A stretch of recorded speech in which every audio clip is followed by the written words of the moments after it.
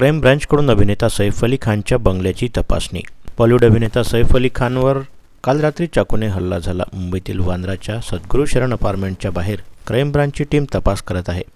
आसपासच्या इमारतींची सीसीटीव्ही पाहणी करीत आहे, तसेच कुत्र्यांचा ठेवा तपासणीसाठी आणला गेला आहे।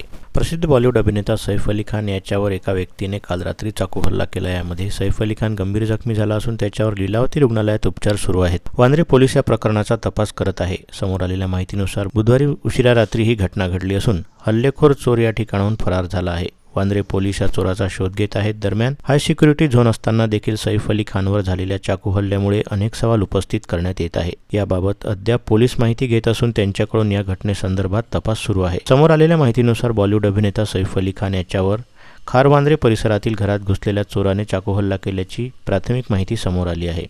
सैफ अली खान आणि करीना कपूर यांच्या घरात चोर शिरला। चोराला पाहून सैफच्या घरातील कर्मचाऱ्यांनी आरडाओरड सुरू केली। यावेळी सैफ अली खानला जाग आली आणि चोरासोबत झालेल्या झटापटीत त्याच्यावर धारदार शस्त्राने वार करण्यात आला।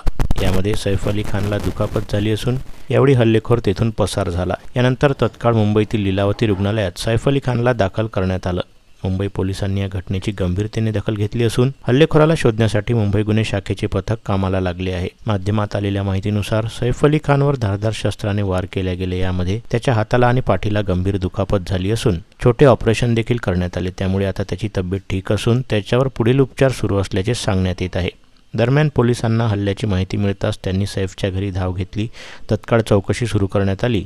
आधी बाबा सिद्दीकी यांची हत्या केली, तसेच अभिनेता सलमान खान यांच्या घरावर हल्ला आणि आता चांगली सुरक्षा असताना देखील सैफ अली खानच्या घरी चोराचा हल्ला। यामुळे मुंबई आता सुरक्षित राहिली नसल्याची टीका विरोधकांनी केली आहे। तसेच या संदर्भात गृहमंत्री आणि मुख्यमंत्री देवेंद्र फडणवीस यांनी तत्काळ कारवाई करावी अशी मागणी विरोधकांकडून करण्यात येत आहे।